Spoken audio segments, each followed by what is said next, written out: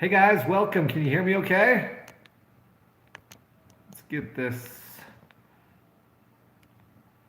Matthew McCab, I need to ride a Rebel Rascal. I actually have one available to me. I can go ride any minute now. Hey guys, welcome. We'll let everyone start shuffling in here a little bit before we get talking too much. We'll just say hello and find out where people are from. Let's get that.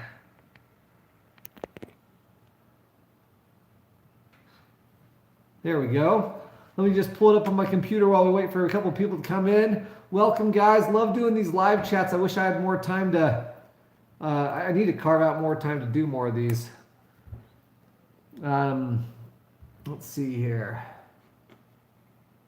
Let's go to my channel.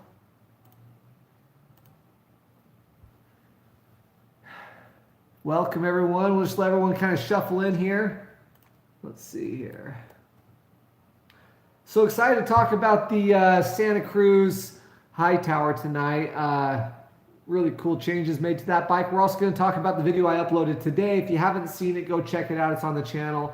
It's a video in or in collaboration with Competitive Cyclists, which is an online retailer of cycling gear.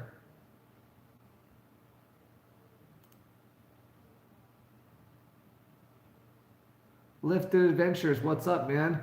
Is the live chat working for you guys? I just tried to log in and it's not working for me. Is the video working? Tyler says yes. Kurt says thumbs up. Man, mine's not working. I just have a black screen. Let's try again. Your channel. Yeah, mine's not working. Mine's just showing an error there.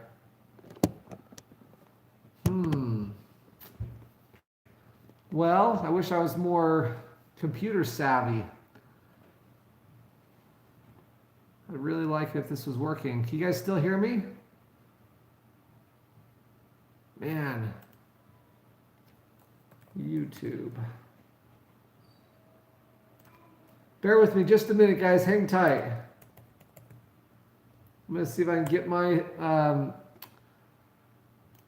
my video to pull up here so I can see what's going on and read the chats. Man, it's not working.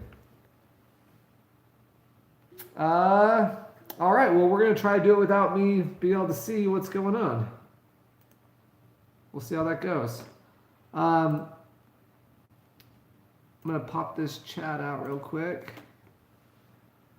Okay, who do we have in here? We got Bill in here. Bill's going to be the moderator. Thanks, Bill, for coming in. Like I was saying, if you haven't had a chance to cruise over to the channel real quick and check out the video I did in collaboration with Competitive Cyclists. Okay, you probably need to skip that. All right. Head over to the channel and check out the video I did in collaboration with Competitive Cyclists. It's a really cool, fun video that we did to support a local kid who's on the high school mountain biking team named Jarrett. His father, his mom, Angelique and Trevor are friends of ours. They live in the neighborhood here, and Trevor passed away from cancer not too long ago, and just kind of been a struggle for their family. And Jarrett's the oldest of 5 kids in that family, and he is just such a good young man. And to be able to work with Competitive Cyclists to give him some stuff that he needed for this season of racing is just amazing. So hope you guys got a chance to go check out that video. It was really cool. Let's see what we have in here. Trail Lady MTB, what's up? You're in here. We got Justin Cooney, I think I'm saying that right, in here. Welcome, guys. Alan's in here. Bryce, Matthew, I see you. I'm going to ride that Rascal here pretty soon. I actually have a Rebel Rascal, that I have access to. I can go ride. Ryan Moeller here says he saw me at Utah mountain biking in Lehigh not too long ago. All right, cool, yeah. Well, we got a lot of cool people in the house here. Mario from Texas. Jeff in San Diego, I see you, man. Cool. We got quite a few people in here. So welcome everyone. Blue Pitbull with the $5 super chat.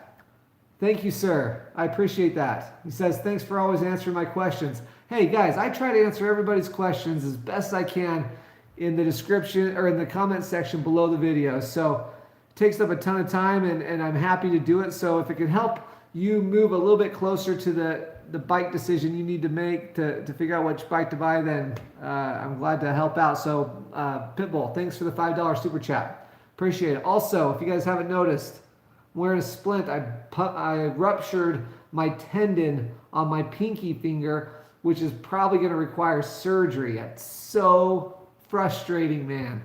I crashed mountain biking. It was actually a pretty mild crash, but I just hit my pinky like this, just too hard into the ground and bent it, and the tendon came detached. So it's a ruptured tendon, and I'm holding off doing it until we get into the winter season. I'm going to probably go in and get the surgery probably in November, but man, I hate it when stuff like that happens. I can handle the scratches and the bruises and the bangs from crashing, but every once in a while you get a little hooey like this, and it's just a bummer.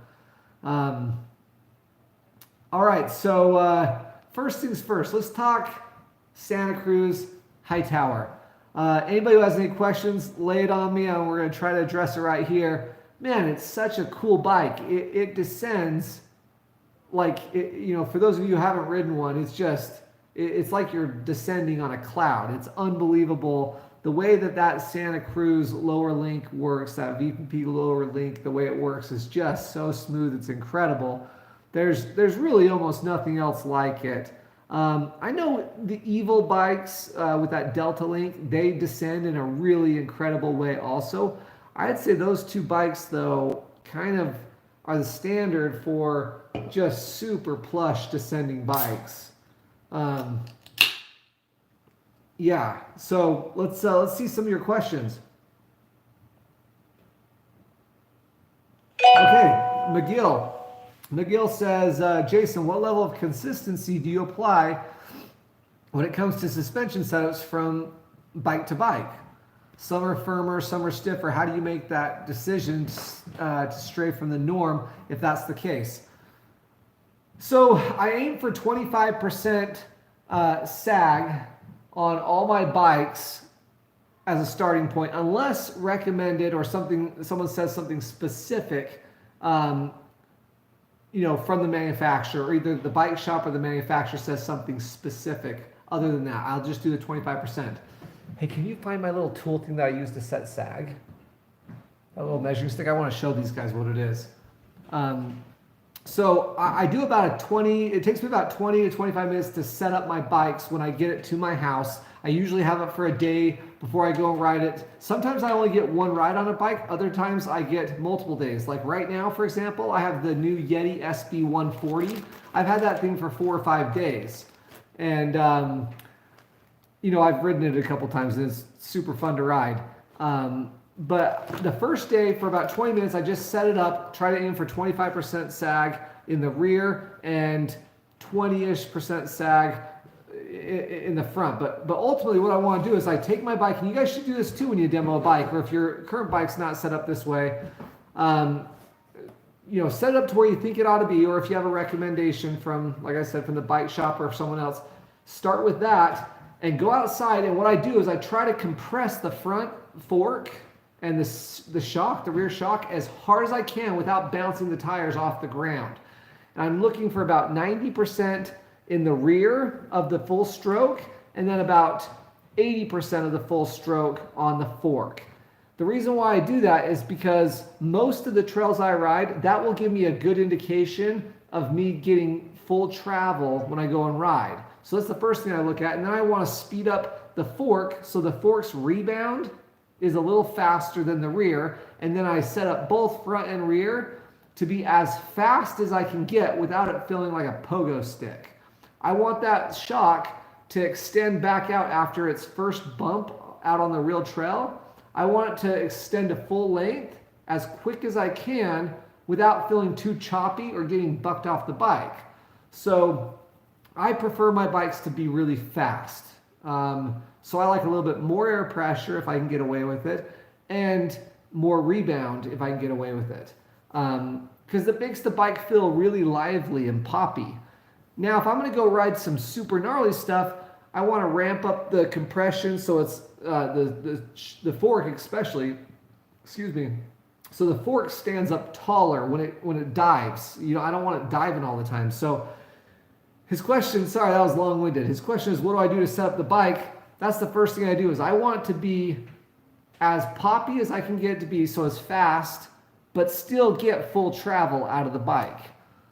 Maybe I'll do a suspension setup, although there's lots of good suspension setup videos on YouTube.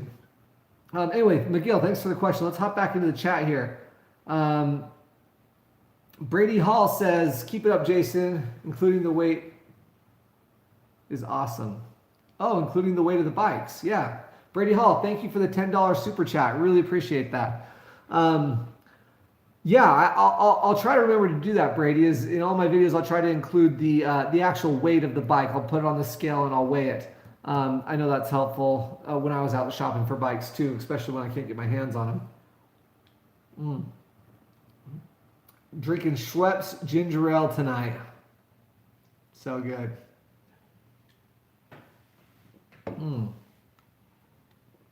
Okay. You guys still there? I haven't seen a comment in a second. Can you guys still hear me? We good? Brady Hall says, how heavy is the SB140? My Yeti SB5 was heavy. Yeah, so the SB140, I have the T1 build. I know it probably drives you guys crazy when I pick up the camera and move it, but I can show you the SB140 real quick if you want to see it.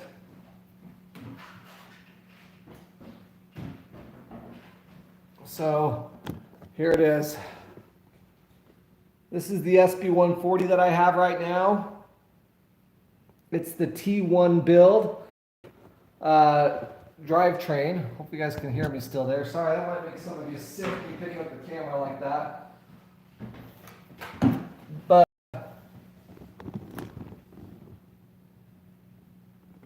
so it was a 30-pound bike. It's the T1 build, so it's the Turk frame. It has 2.6 tires on it, and it was 30.5 pounds, which is kind of heavy. But it feels like a big bike, not as big as like an Ibis HD4. Anyway, we're not going to talk too much about the 140 just yet. Let's talk more about the Santa Cruz Hightower. Let's see here. Trail 80 says, same Yeti that Nate Hills rides. I haven't caught any of his videos lately. That guy's fun to watch though. Sounds like everyone can still hear me just fine. Let's see here. Cheeky PJ. Dude, thank you for the $15 super chat. Cheers, buddy. No question even. If you have a question, I'd be happy to answer it for you. Okay, Tom Morris says, how do you think the new Tallboy with the lower link will compare with the new Hightower? So I've ridden both the new Hightower, obviously you guys saw that video, and the new Tallboy. I've ridden both of them, and I happen to ride them back to back. Honestly, the new Tallboy is probably, it's pretty incredible. It doesn't feel anything like the previous Tallboy. It feels much more like the old Hightower, honestly. It definitely has it's really good descending bike. For those of you who are not familiar, just haven't kept up with the channel, I currently ride Ibis Ripley, which is 120 mil in the back and 130 in the fork, and man, it's incredible. But the Tallboy from Santa Cruz definitely descends smoother and better. The geometry is also very aggressive geometry as well, very like enduro geometry, and so the geometry difference between the Santa Cruz Hightower and the Tallboy is really not that different. They're both very aggressive, steep seat tube and pretty slack front end. And man, they're more similar than they've ever been. And the Tallboy definitely is a trail bike now, where the previous Tallboy 3 was a cross-country bike. So, yeah, I guess that's the way it goes. All right, David, thank you for the 1999 super chat. I really appreciate that. He says, thanks for the content. Yeah, absolutely. I'm happy to do these videos. Okay, let's get back in here. Let's see. Chad Clark says, hi, Jason. I have the number one question. If you could only have one bike, what would it be? Thanks. Man, that's a good question. I love the Rocky Mountain Instinct. I just think for one bike to do everything, that's a really good bike. And the Ibis Ripley that I'm currently on, if you don't find yourself bombing down trails over 25 miles an hour, which is really fast going down any single track, honestly, that Ripley is incredible. It's so efficient. That Ripley, I have faster climbing times on my local trails on that Ripley than I ever had on my Rocky Mountain Element, which is a 100 millimeter like cross-country race bike, or on my Yeti SB100. That Ripley's faster uphill. It's the most efficient bike I've ever ridden, I think. It's incredible. But then the Rocky Mountain Instinct, the reason why I love that too is because you can build it up lightweight, but you still have a 140 millimeter 29er. That's incredible. So I love both those bikes. I would own one of those. Right now, I'd own this Ibis Ripley. If I could only own one bike, that's what it would be. For sure. It's incredibly capable, but very efficient for long, all-day rides. A lot of the rides that I do, if you guys don't follow me on Strava, head over to Strava. My name is Jason Dahl, and you can look me up on Strava. A lot of my rides are in the morning before work, for 3 or 4 days a week or 5 days a week before I go to work. So just go out and hammer some trails and then head into the office. And so, I like to have a quick bike for riding every day. Now, I also have a Rocky Mountain BC Edition Instinct right now, which is heavy and big. It's 155 millimeters of travel. That bike's a lot of work to go out and ride 4 and 5 days a week every morning before work. That's the bike where it's like you pedal it up for some crazy downhill, but just for the normal trails, it's just not as efficient. The tires aren't very efficient. They're big and clunky, and it's just a big bike. So, yeah, for me, the Ibis Ripley would be my one bike right now if I could only own one bike. Great question, though. Thanks, Chad. Blue Pipple says, I have the 18 Hightower, just got a 5010. I'd like a little more travel. My question is, can you throw a 27 plus on the Mega Tower? I don't know if you can do 27 plus on the Mega Tower. I know that you can do 27 plus on the Hightower, but yeah, you'd have to Google that. I don't remember. Or if somebody knows, put it in the comment for Blue Pitbull's wondering. Adam from New Zealand. He says he doesn't get a demo Rocky Mountain bikes in New Zealand. He said, I own the Altitude. How would you compare that to the Santa Cruz Hightower? Well, the Altitude's a 27.5 wheel size, and the Hightower's, most people ride it in a 29 version. I like the Altitude better than the Hightower because it climbs better and it has more travel. It feels a little quicker because it's a shorter bike. The Hightower's too much bike for me to be my only bike. I don't know if I can help you, Adam. I'd say, man, if you can't demo it, that's tough. I don't think you'd be disappointed with the Altitude if you went that direction. The Rocky Mountain Altitude's incredible. Okay, moving on down here. Let's see what... Chad Clark with the $10 super chat. Thank you, sir. I really appreciate it. Thank you guys for the super chats. It goes a long way in helping with the channel. I really appreciate it. And Bill, thanks for moderating and keeping track of everything on here. All right, let's see here. Well, I start reading the chats in the chat here. Maybe mention I want to start doing more trail videos. Did you guys enjoy that bear? Did you guys get a chance to see that Bear Canyon video I did of just trail riding on the Ibis Ritmo? Riding Bear Canyon. If you like that, let me know. I'd like to do more videos like that because they're easier for me to make, so I can produce those more. So if you like the trail riding, I'll do more of those. They're easy to make. All right, let's see here. I haven't ridden the YT Capper. I haven't ridden any YT bikes yet. Sorry, guys. Sorry, Trail Lady. Let's see here.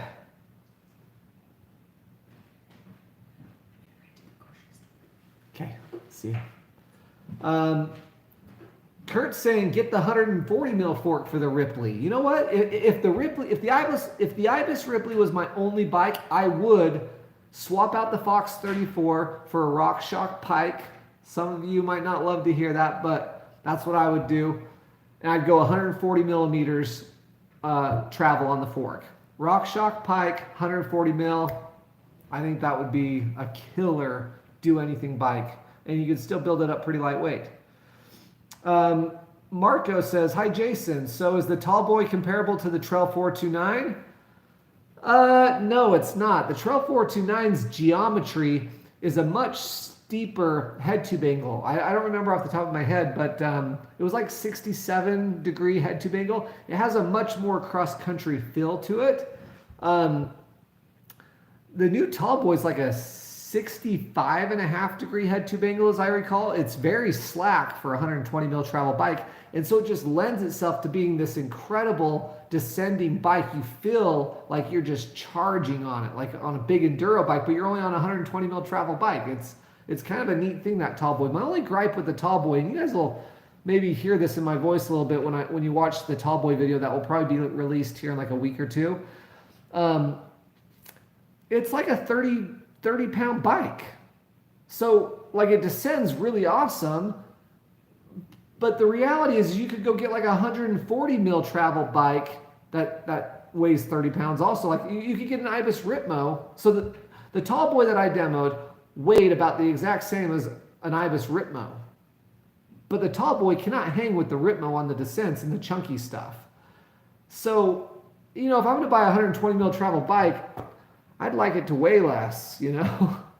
If it doesn't need a big shock or a big honking fork on it, I'd like it to weigh 27 pounds or 26 pounds. It feels a little bit lighter underneath you when you're moving around on the trail. So that's my gripe with the new Santa Cruz Tallboy. It was the same gripe I had on the old Evil the Following. When that bike came out, it was a 120 mil travel, short travel bike that was burly, had these beefy tires on it. It was kind of a heavy 30-pound bike or 31-pound bike, but it descended really awesome. And everyone's like, wow, this new Evil the Following is this incredible trail bike that's a short travel bike where most cross-country bikes are 120 mil travel, right?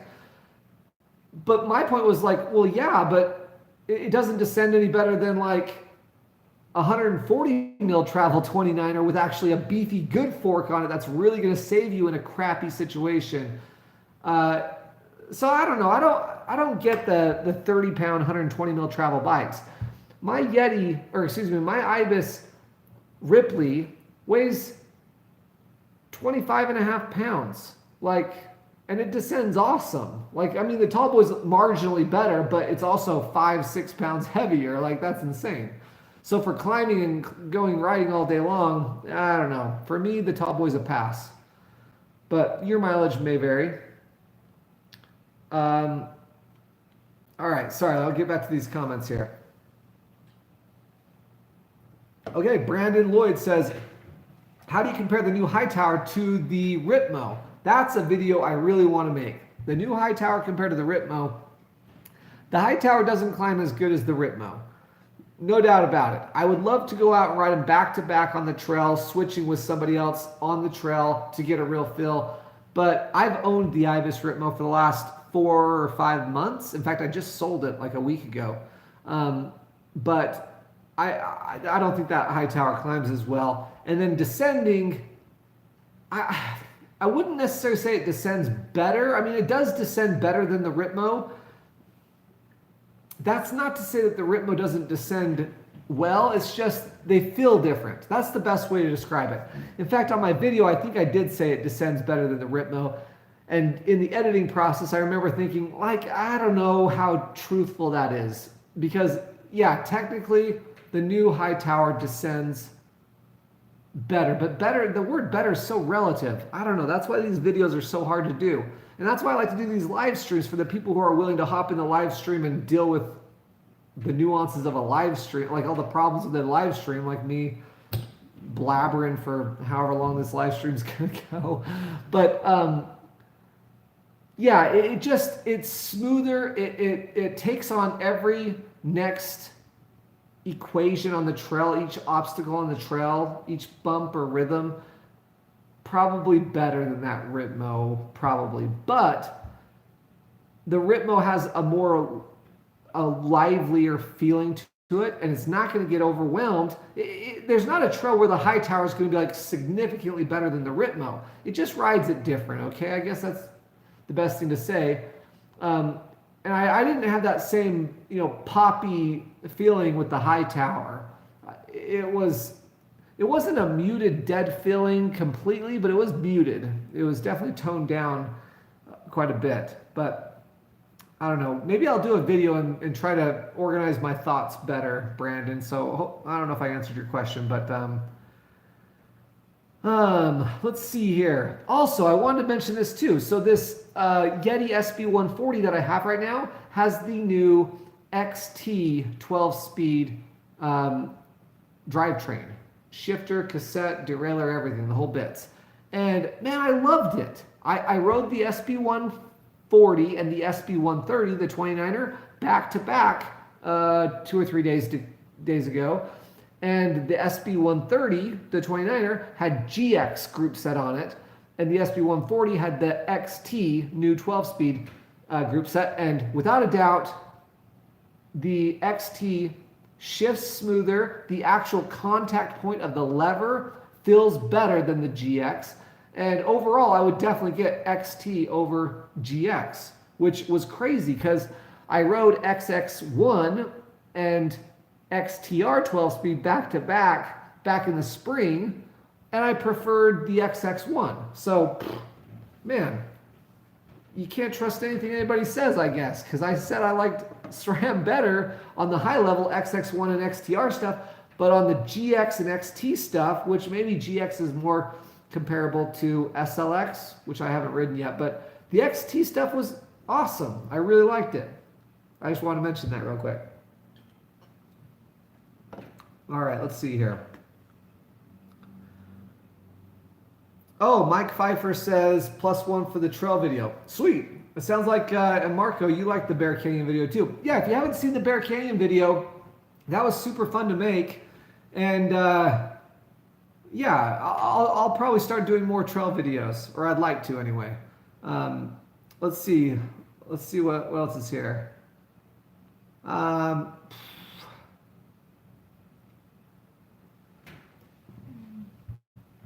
Let's see here.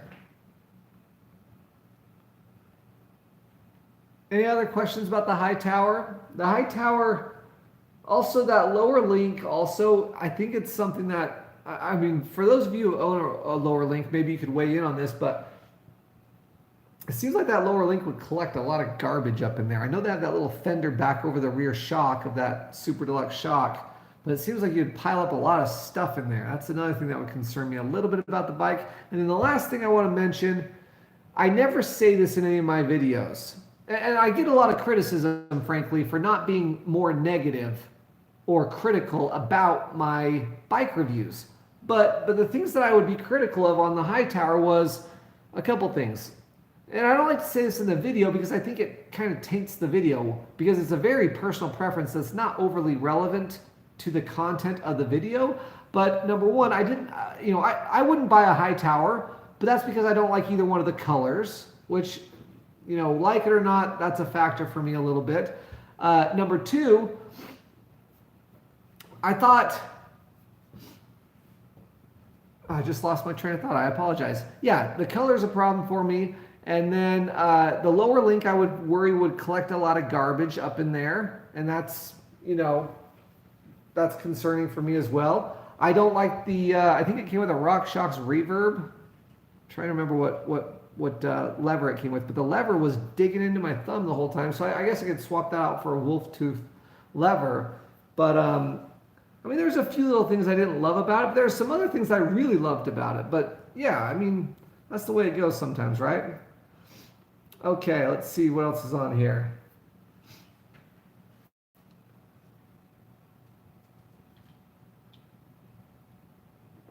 Okay. Jackson Hodges from Portland says, best women's first full suspension, asking for a friend. It depends on your budget. My wife's been riding an Ibis Mojo 3 is what she's been riding.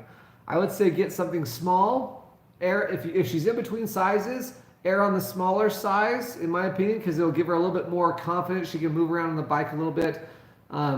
She'll probably have a lower standover. And then if she's shorter, I'd probably go with 27.5 wheel size personally. It might give them a little bit more confidence just getting on and off the bike for a woman. I know that's something my wife has mentioned and appreciates about her Mojo 3. So, sorry, the Schweppes is making me a little burpy. Matthew says Pike versus Fox 34. I like the new Pike. That new Pike Ultimate is money. The bikes that I've ridden that have that, it's really good, man. I really like it.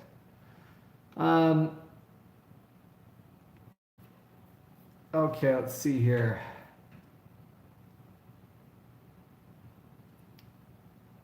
Okay, Gabe says, do you think bikes make mountain biking fun, or do the trails make mountain biking fun? Just getting out mountain biking is fun, regardless of the trail or the bike. However, a really good trail, I mean, that's just, each trail is a new experience, right, Gabe? So it's not necessarily a specific trail or a specific bike. This is what I say about biking. And, you know, if I don't say anything else tonight, this is probably, in my opinion, the most valuable thing I'll say. I've skied my whole life. I'm 37 years old. My dad started me skiing when I was 4 years old. I have skied my entire life. There was years in my life where I skied 80 days a year throughout a winter, which is, for Utah, is a lot of skiing, like almost every day. And the reason why I bring up skiing is because people who live in Utah who say, oh, I don't ski, or I went skiing once and I hated it.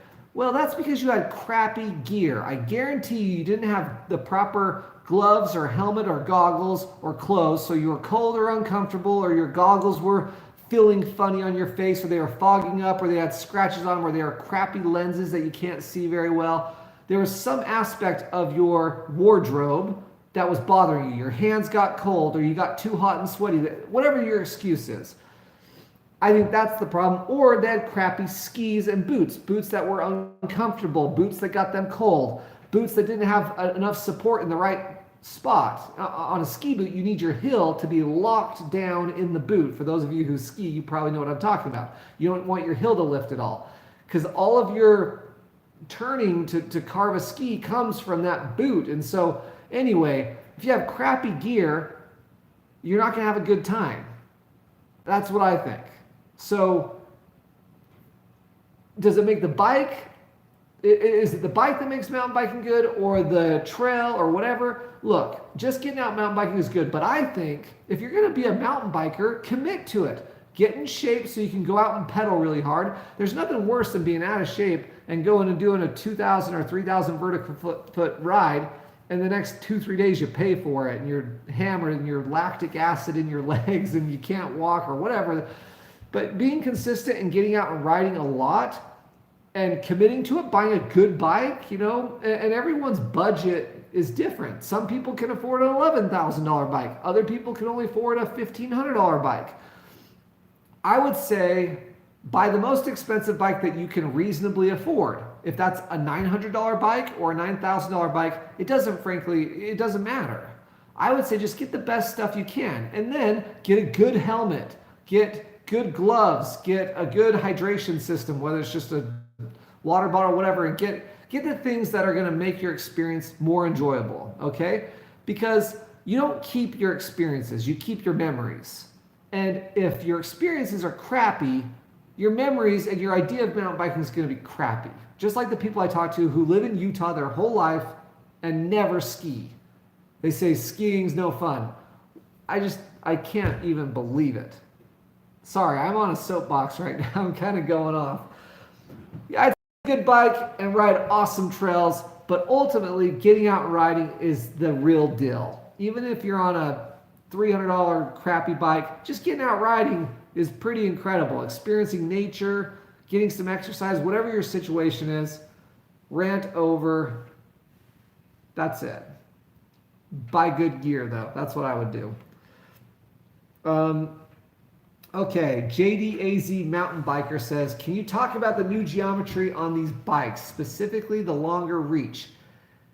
How do you have to adjust your position on the bike to compensate for the longer reach? Okay, I actually commented about this on the Yeti SB140 video that I filmed Saturday. And the SB140 in a medium is like a crazy, like, I forget, it's like 460 millimeter reach. It's like super long for a medium guy like me. Like, for some perspective here, my Rocky altitude was like a 430 mil reach. So it's like an entire inch longer, maybe a little more than an inch longer of reach. And I always load up the front of the bike. I drive my hips into a turn just to really put the pressure into the turn and keep my body weight over my hubs in the turn. But loading up the front is kind of naturally what I've always done. I would say as bikes get longer and lower and slacker, and it's not the rule for every bike, but most bikes that I ride nowadays, you really got to get forward on them and load up those turns. And if you're not a very aggressive rider, that can feel unnatural and maybe a little scary to you because you're really committing your body weight not into the turn, but over the turn, and the bike will be in the turn, if that makes sense. So yeah, with the new geometry comes a little bit of a new riding style or position, a little bit. But ultimately, that's how I've always ridden a bike anyway. And I'll tell you, after riding this Yeti SB140, which is it feels like a bike that's almost too big for me, frankly, in a size medium, and I'm 5'8".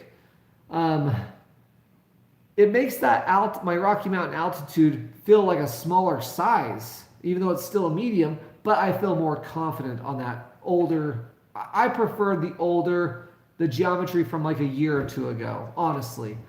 The steeper seat tube angle has been really nice for when you're pedaling, but I've noticed on my Ibis Ripley, the steeper seat tube angle is really nice when I'm riding up steep climbs. But on sustained long cross-country style rides that are undulating, they're not just basically uphill and then I go downhill, but the whole 20-mile ride or whatever is just kind of flowy. There's never some really steep climbs. I'm never in my granny gears grinding out, just grinding out, getting up a climb.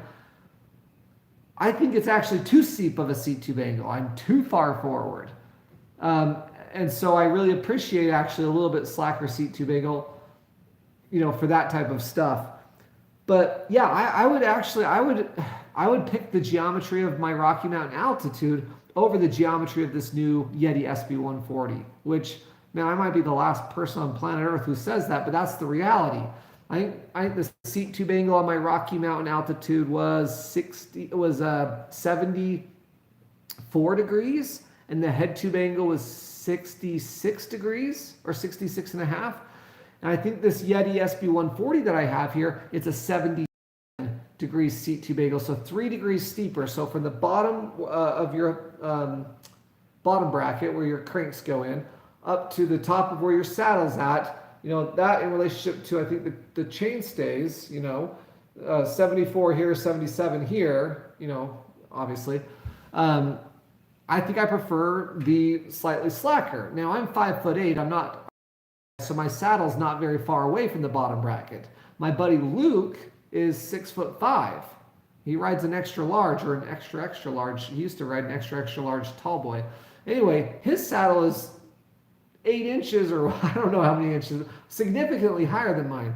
So the higher it is, if you're at this angle to the rear hub's back here, his saddle is going to be out here over the axle. So for him, a steeper seat tube angle is a welcome geometry change. For me, I kind of like the old geometry better. Sorry, I am long-winded. That took forever to answer that question. You guys are probably way ahead of me in the chat. Okay.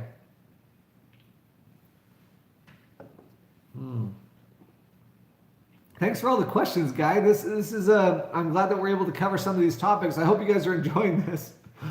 If not, we should wrap it up so I can hang out with my wife. Okay. Let's see here. Sorry, I gotta take a second just to catch up in the chat here. Okay, Jeff was agreeing with me that the medium Yetis sometimes felt too big for him at 5'9". Yeah. Yeah, I agree with that. Okay.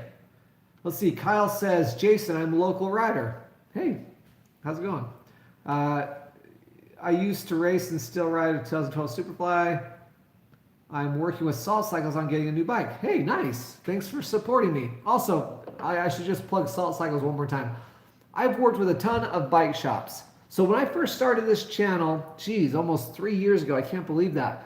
I was out just paying for every demo, $100 for every single one. On the first, I don't know, 10 or 12 or however many, I spent a lot of money. And Salt Cycles was the first person who didn't charge me for a demo bike, which was really nice.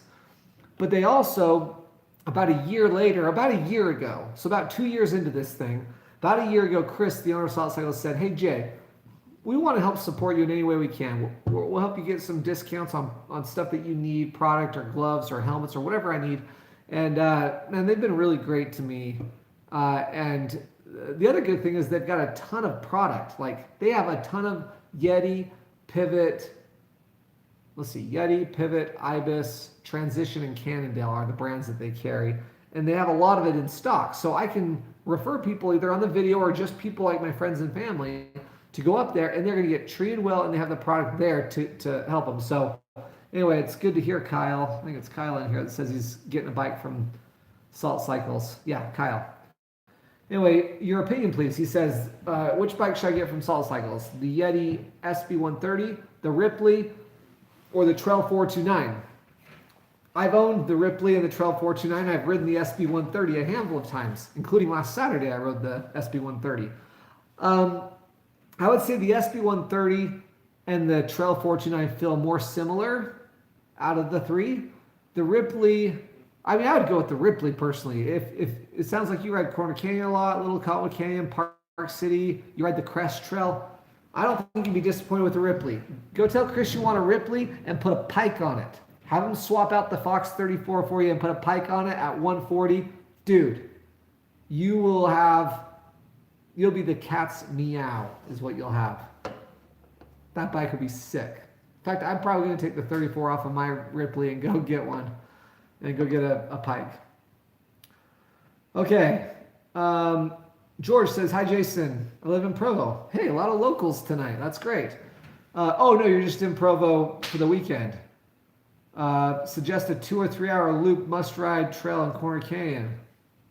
Yeah, e-bikes are allowed in Corner Canyon in most areas, not in the forest land, but in Corner Canyon. Send me a DM on Instagram. That would have to take up too much time here, but George, hit me up on Instagram and I'll tell you where to go. Also, if you don't follow me on Instagram, go over there and follow me on Instagram. I need to get Instagram over 10,000 because it'll be cool. And then I can start offering you guys deals and stuff once it's over 10,000. It doesn't really matter, but it'd be nice. It'd be nice to move some of my subscribers over to Instagram. Plus, Instagram's nice because YouTube, I've got to go out, film, make a video, come in here, edit it, and it takes forever. So like, you guys don't see what I'm doing today until like a month from now, or at least 3 weeks from now, right? Like the Tallboy video, I filmed the Tallboy video like a week and a half ago, but it's not going to come out for like 2 more weeks. So if you follow me on Instagram and on Strava, dude, you'll see the bikes that I'm riding. You'll know that I've put up some stuff about the SB140 and like I talk about stuff. You'll just get more information if you want it. Or maybe you hate Instagram. Honestly, I kind of hate Instagram. All you do is just scroll. It's a waste of my life, but you should watch me on Instagram. All right, let's see. Matt Dickey says, what is your preferred crank length? I ride 170 cranks on all my bikes, including my road bike. Although I wouldn't mind going to 165 either, going shorter. I hate getting pedal strikes. That's when you're pedaling and your pedals hit a stump or a rock or something. And I don't see any disadvantage. I guess, I mean, technically you're making less torque, but we're talking millimeters here. So like, there's the difference between 175 and 165. That's the difference between 170 and 175. That's like such a small deal, but I guess every little bit helps, right? All right, we have 174 people in here, guys. That's incredible. Thanks for sticking around, guys. Thanks for those of you who offered up super chats, and for those of you who have commented. Also, hit the like button too, so that it scrolls up higher in the algorithm on YouTube. All right, let's get to more of these questions. Okay, my sports clinic. I write a following and just ordered a Hightower 2020. Congratulations. He says, totally get what you mean by the following being heavy and hard to compare with longer travel for the weight. Yeah, the following was that way. The following was kind of heavy, but you could do a lot with it. That's for sure. It was a good bike. Okay, man, I'm getting behind here. Let's see here. Chad Clark, good night, buddy. Thanks for sticking around. Thanks for the super chat and the questions. Yeah, Chad, congratulations on the Instinct, man. You're going to love that thing. All right. Michael Clark says the new Hightower 2020 is a dad bike. I don't know why you'd say that. I don't think it's a dad bike at all.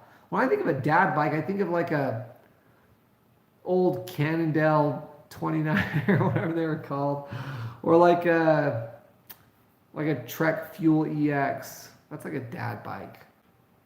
Although I haven't ridden the new Trek Fuel EX. Maybe that thing's awesome. I'm not sure. All right. Any more questions? If there's no more questions, we can wrap this thing up. If you got more questions, I don't know how much posting I'm going to be able, how much uploading I'm going to be able to do in the winter, because I'll be recovering from this finger, so I won't get a lot of rides in. Would you guys be interested in seeing? I backcountry ski also in the mornings before work in the winter. I go up touring and backcountry skiing. Is that something you guys would be interested in seeing on the channel? If so, let me know. It's super fun and it's beautiful, but it's not bike related. But you know, in the winter, the last couple winters, I've had a hard time figuring out exactly what I'd be posting in the winter. So if you'd be interested in seeing some backcountry skiing, it's pretty cool. If you're not familiar with it, you hike. It's basically hiking in the snow, like snowshoeing, except for you're snowshoeing with your skis and snowshoes. And then when you get to the top, there's sticky stuff on the bottom of the skis called skins. It's hair, kind of, that when you rub, it's like a horse hair almost, or mole hair. It makes it so you can walk in the snow. Anyway, it's super fun, and you guys might be interested to see it. Maybe I'll post up once and see how it's received. If people watch it, then maybe I'll post some more. Oh, Brady Hall just asked me about tires. I'm so glad you brought this up. I've been wanting to talk to you guys about this. In fact, I want to make a video about tires, but every time I get started thinking about how to produce this video and kind of create the story, it just turns into a mess in my head. But tires, I've been playing with a lot of new tires on my Ripley. And right now, man, you guys gonna hate it if I pick up the camera and walk around my bike room? Is it gonna make you feel sick? Or do you just want to, well, you don't need to see, but anyway, I've been playing around with tires. I'm gonna pick up the camera. Sorry guys, if this makes you feel sick. See this pile of tires right here? These are all the tires I've been testing lately. And I've been testing them on the Ripley. So right now, I'm running the Maxxis Recon tire in a 2.4 in the front, and then the Ardent Race in the rear. Let's see. The Ardent Race in the rear, and I gotta tell you, the new 2.4 Maxxis Recon is an awesome front tire. Tons of traction. It's high volume, so you can run a pretty low PSI. Sorry, I'll go set this back down. Here we go. Sorry, guys. So The thing I like about the Recon is it's not super heavy. It's like a little bit lighter weight than like the Maxxis DHR2 in a 2.3 size, but you get a 2.4, so it's a little bit more volume, so I can still run pretty low pressure and get lots of traction. But it hooks up in the corners really well, but the knobs aren't very tall, and so it rolls really quick. And then I have an Ardent Race 2.35 on the back. That combination, I mean, it's kind of cross-country-ish, but I would say it's still a good trail tire combination. Before that, I was running Ardent Race in the front and rear 2.35. Before that, I was running Ardent Race 2.35 in the front and a Recon Race in the back. The Recon Race was terrible. I had to run like 30 PSI just to keep that thing from folding over. And I only weigh 140 pounds.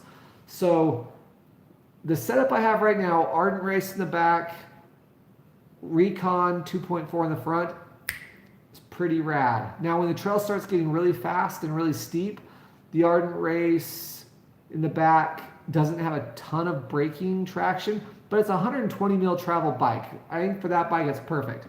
On my Rocky Mountain Instinct BC edition and on my Ritmo before that, I'm running a 2.5 DHF in the front and a 2.3, or actually I have a 2.5 Aggressor in the rear of that. That's got great braking, traction, everything. Another combination that I love and was running for a long time was the Maxxis DHR2 in a 2.3 on the front and a Forecaster in the back. But the Forecaster, I had to run a little bit higher PSI too, otherwise sometimes it would feel a little squirmish underneath me. I'm sure you guys are talking about tires in the chat too, so I'll catch up to it. Eric says, try the new Dissenter 2.4. I've never even heard of that, so I'll go check it out.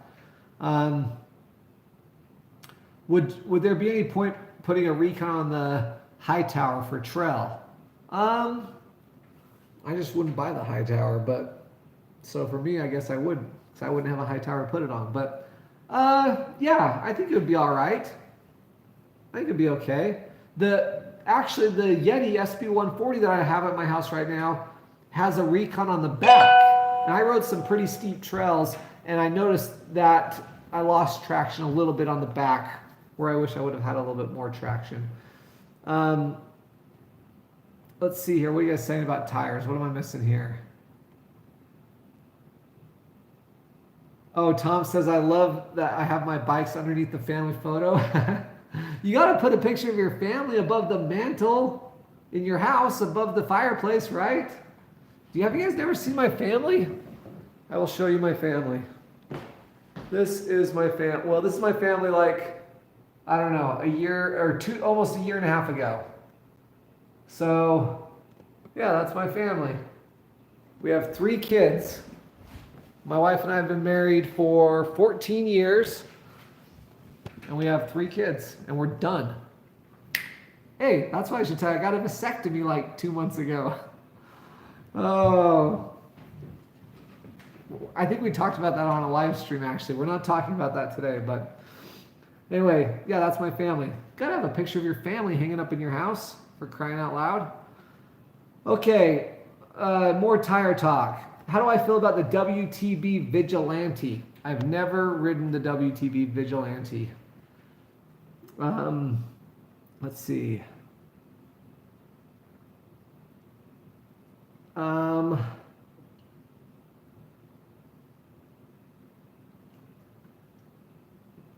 Any more questions, guys?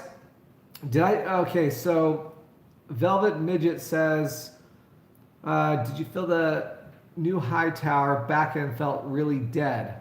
No, it wasn't dead feeling. It wasn't as lively as the previous Hightower. I guess that's what I'll say. But the same is true about the Bronson and the Nomad and every other bike that they've gone from. When they moved that lower link and the shock down there, they all, across the line of Santa Cruz, became more composed, better descending bikes. I think they actually became slightly better climbing bikes, with exception to the Bronson. I thought the previous Bronson, in fact, to this day, honestly, to this day, I think the 2000, excuse me, the 2016, 17, 18 Bronsons, there was like a pink one and a black one with red writing. I can't remember the years. I think it was 2016, 17, 18. That Bronson, to this day, is one of the best trail bikes I think I've ever ridden. It was, very similar to my current, I've sold the Altitude, but the most current Rocky Mountain Altitude. Now, the current generation Bronson became much more downhill oriented, which is fine, but I just think, I don't know, I just like bikes that feel really poppy and lively on normal everyday trails that most of us ride, What's up, Joseph? We've got Trump features in the house. Anyway, so I forget what the question was. We were talking about the Hightower. Oh, he asked if the Hightower felt dead. No, it didn't feel dead. It felt fun. It was a fun bike. It was a really fun bike. I just would have liked to have a little more pop out of it, like what I feel when I ride it, like an Ibis Ritmo, for example. Oh, that's the other thing I was going to say. When someone asks me why I'm not more critical about the bikes, because sometimes the things I'm critical about are not relevant to the video. And I just remembered what it was. For example, here in Utah, in my area, everyone rides Santa Cruz and Specialized. I see them everywhere. 1 million people. Every time I go out on the trail, I see someone on a stump jumper or a tall boy or a Hightower or a Bronson. And so for me, like, I don't want to say I don't want to buy a Hightower because everyone around here rides one, but I don't want to ride a Hightower because everyone around here rides one. That's the reality. But it's not useful information. It's not useful content for you guys when you're trying to make your decision to buy the bike. So, and it's really hard for me to sometimes get excited. This is the one thing I kind of hate about doing all these reviews, is that my bias creeps into some of these videos, obviously. And I try to not let that happen. I try to keep a very, unbiased, feeling come into the video. But yeah, I the honest truth, guys, I'll just say, I don't really want to ride a Specialized or a Santa Cruz because they're like the two most popular bikes around here. And I like to have like my own vibe, my own thing going, which that's one thing, honestly, guys, that I love about Rocky Mountain. Is like around here, they're not very popular. I'm sure if I were up in Washington or Oregon or anywhere in Canada, people might feel the same way about Rocky Mountain as I do about Specialized here. They might feel like, oh, everyone's riding a Rocky, I don't want to ride that. Anyway, that's part of the reason why I sold my Ritmo, to be honest with you, is like the Ritmo's become pretty popular around here. And so I thought it'd be nice to, I don't know, I like to ride my own bike. Anyway. Okay, let's see what people are saying.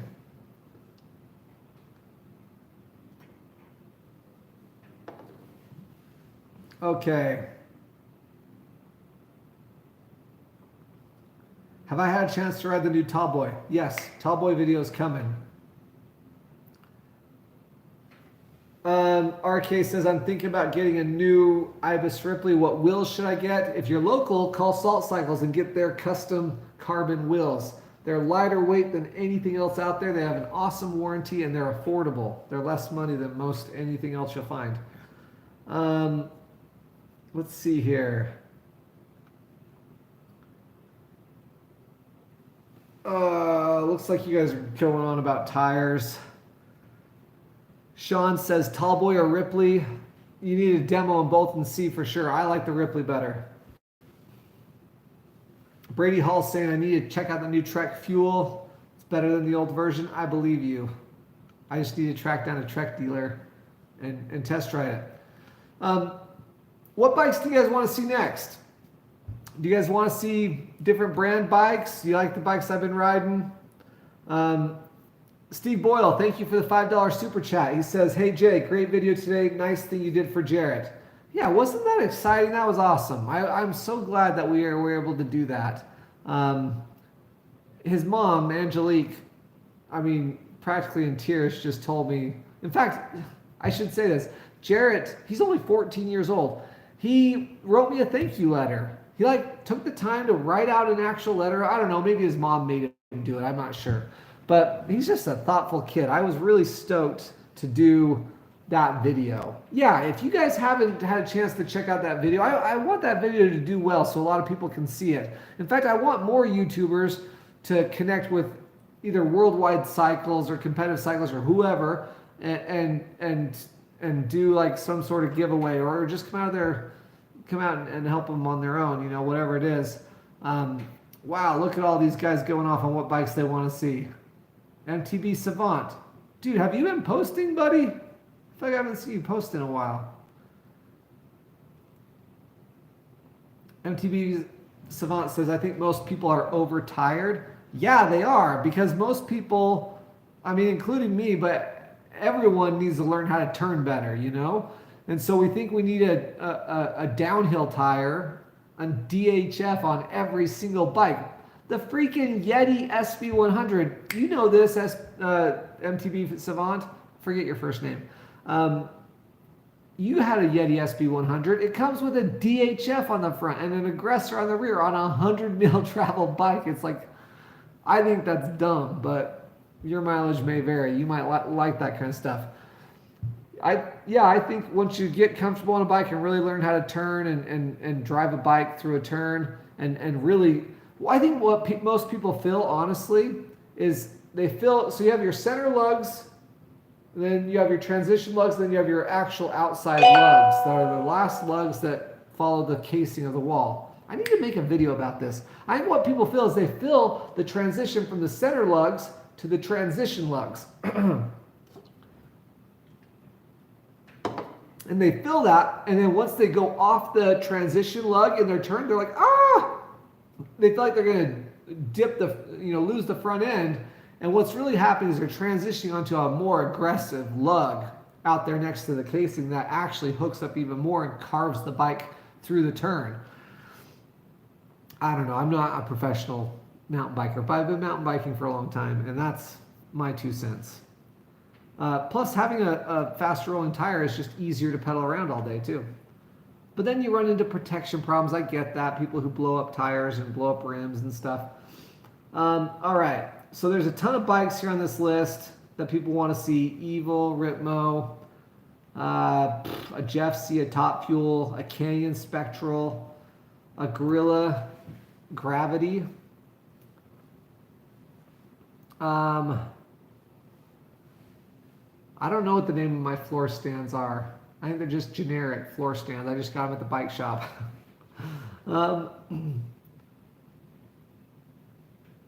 All right, Ryan MB21, thank you for the super chats. Thank you, sir. I appreciate that. Let me know if you have any questions. Benjamin Russell says, would you ever consider a technique video? I'm probably not the right guy to do a technique video, but my buddy Sam and I have a buddy Jason who are both professional, I don't know. They're mountain bike coaches. They're like certified mountain bike coaches, I think. And they coach like 20, 25 hours a week. And that'd be kind of cool to have them do a video with me. I have a buddy actually who just took 6 lessons with Sam at Salt Cycles. And my buddy Lance said that that's the best money he's ever spent on mountain biking. And Lance is probably, I'll bet he's 50 years old. And, whoops. There we go. Got Brian Kennedy from BKXC texting me right now. All right, so what was I talking about? Oh yeah, mountain biking lessons.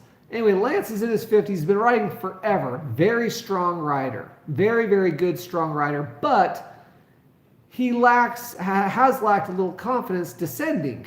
And so he signed up with Sam to take these lessons. He took 6 lessons, and I ran into him on the trail the other day, and I said, hey, how's it been going with Sam? And he said, Jason, that's the best money I've ever spent in biking ever. And I've learned so much. And I've ridden with him, and he's definitely better, much more confident off the brakes in the corners and through the chundery sections of trail. Yeah, maybe I should do a mountain bike lesson and video it, and Sam can show us all how to turn. He's an excellent rider. You've seen Sam in some of my videos.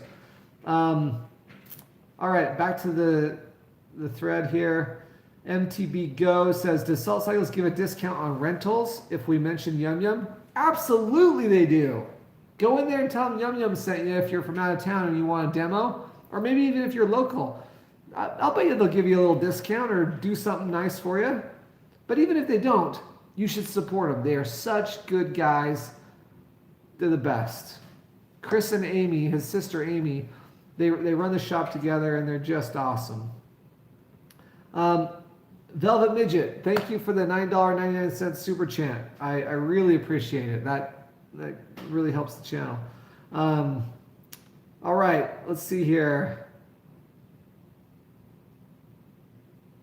Benjamin Russell says he asked the question. I'm assuming he asked the question about a clinic. Yeah, maybe I can give you some pointers in the... Benjamin, real quick, guys. I'm not a professional mountain biker guy, but the reality, when you're coming through turns, most people struggle in turns. And what you need to do is you need to initiate the bike, into the turn, like drop it into the turn, but your body needs to stay positioned with your outside pedal down, inside pedal up, or they can even be flat sometimes, but through a really hard turn. And you want your weight to load up over the hubs, over the axles of your bike. You don't want your weight on the inside. There's no traction in there. So you really want to keep your weight over the axles of the bike, of the hub. And that's where the power comes from. That's where the traction comes from.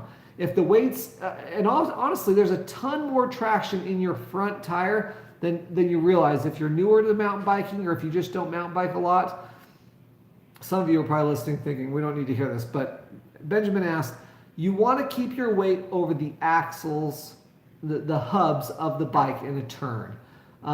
That's where the traction is. That's where the power is. And then you'll carve through the turn and you'll come out of the turn with more speed. The other big thing about getting through turns is you want to enter the turn at the appropriate speed for the turn. I hope that makes sense. You want to come into the turn at the appropriate speed to come out of the turn and stay in the turn at the appropriate speed. If you don't, you end up grabbing brakes in the turn. If you grab brakes in the turn, you lose traction. There's no two ways about it. You lose traction if you grab brakes, and then you come out of the turn super slow. You're better off coming in maybe a little slower than even you need to. That way you can come out quicker, honestly. The last thing I'll say about turns, if there is a berm in the turn, you want to come into the berm high. So I'll just use the frame. If this frame here, right there, is the actual top of the berm here and bottom of the berm here, you want to come in high and exit low. Come in high, exit at the bottom of the berm on the outside of the berm, So like that, boom. Most of you probably already know that. I'm going to have Sam do a video because he can articulate mountain biking technique better than me probably. Uh-oh, my phone's saying I've got 15% battery left, so I probably need to wrap this up, otherwise my phone's going to die. Because I film off my phone. That's the other thing you guys probably don't know about my YouTube channel. This is all the gear I have right here. I don't have any other fancy cameras. This is it. I got my GoPro and my gimbal. You got to put one of these things on there to keep the wind from coming out. And then I've got my chest. That's it. Everything else is filmed with this phone because I'm too cheap to go buy a camera. All right. I think we're about done, guys. Thanks, everyone, for the super chats. Thank you for commenting in the chat. Thanks for being here. I hope you guys find the channel useful and relevant. I like doing it. I'm going to keep doing it as long as people keep watching. And if you guys haven't seen the video that I uploaded today where we gave Jarrett a mountain biking makeover, go watch it. Share it on your Facebook group. Share it with your friends or family. I just would love to spread the word. I first saw Josh from Daily Mountain Bike Rider. He's another YouTuber. I'm sure most of you have seen him. He did the same thing, and really helped a kid in his neighborhood. I saw what he did. I want to do the same thing. It would be rad if a bunch of YouTubers started doing this. Grab a kid and sponsor him. Heck, I'd like to start doing this, you know, maybe 2 or 3 times a year. I think it'd be really cool to find someone in need and help them out. I've had so much help throughout my life from people who were in a position to help me, and it's just really cool. Tom Martin, thank you for the $19.99 super chat. I really appreciate it. I think we covered a lot of good stuff tonight. If I didn't answer your question, I'm sorry. It's hard for me to keep track of the chat. Bill and Joseph, thank you for moderating. Bill, you're so good to always help out. I really appreciate it. And yeah, I think that's it. Stay tuned. We got the Tall Boy video coming out. I've got a trail ride of a trail in American Fork Canyon called Tipple Fork coming out. I've got the Yeti SB140 coming out. I've got the Rascal video coming out. Is it Revel? Revel bikes? Revel? I don't even know what the bike brand's called. Anyway, I got some good videos coming out. Thanks, guys. It's good to be with you. We'll see you next time.